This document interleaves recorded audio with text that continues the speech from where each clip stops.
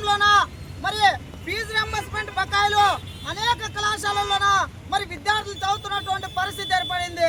ఈరోజు ప్రైవేట్ కళాశాల యాజమాన్యాలు మరి ఈరోజు ప్రభుత్వం 6,400 కోట్ల రూపాయలు ఫీజు రింబర్స్మెంట్ బకాయిలు మరి విడుదల చేయకోకున్నట్ల కాలయాపన చేయడము ఇది సమన్వయ పద్ధతి కాదని ఈ కూటమి ప్రభుత్వానికి టీఎస్ఎఫ్ విద్యార్థి సంఘంగా మేము ప్రత్యేకంగా డిమాండ్ చేసేది ఏమంటే డిగ్రీలు పీజీలు కంప్లీట్ చేసుకొని మరి సర్టిఫికెట్లు కళాశాలలో ఉంటే మరి ఫీజు రింబర్స్మెంట్ పడక మరి చాలా ఇబ్బందులు పడుతున్నటువంటి పరిస్థితి ఏర్పడింది. విద్యార్థులు రాష్ట్ర వ్యాప్తంగా లక్షల మంది విద్యార్థులు డిగ్రీ కానీ పీజీలు కానీ ఎంబీఏలు కానీ చేస్తూ ఉన్నటువంటి పరిస్థితి ఏర్పడింది.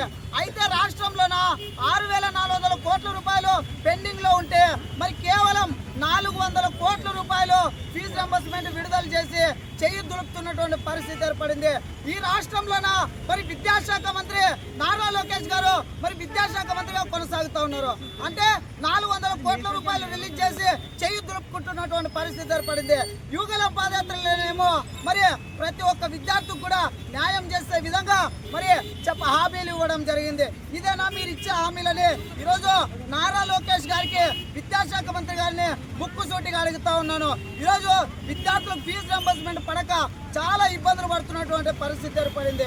కనీసం కళాశాలల్లోన మరి సర్టిఫికేట్లు అడిగితే ఫీజులు కడితేనే మీ సర్టిఫికేట్లు ఇస్తామని చెప్తున్నటువంటి పరిస్థితి ఏర్పడింది రాష్ట్రంలోన. కాబట్టి ఇప్పటికైనా పెండింగ్ లో ఉన్నటువంటి ఫీజు రింబర్స్మెంట్ బకాయిలు విడుదల చేయాలనేసి మేము డిమాండ్ చేస్తాం టీఎస్ఎఫ్ విద్యార్థి సంఘంగా. రానున్న రోజుల్లో కూడా టీఎస్ఎఫ్ ఆధ్వర్యంలో రాష్ట్ర వ్యాప్తంగా ఆందోళన కార్యక్రమాలకు సిద్ధమవుతామని తెలియజేసుకుంటూ నా పేరు ఉదయ్ కుమార్, టీఎస్ఎఫ్ రాష్ట్ర అధ్యక్షుడు. ఫీజు రింబర్స్మెంట్ బకాయిలను విడుదల చేయాలి. ఫీజు రింబర్స్మెంట్ బకాయిలను విడుదల చేయాలి.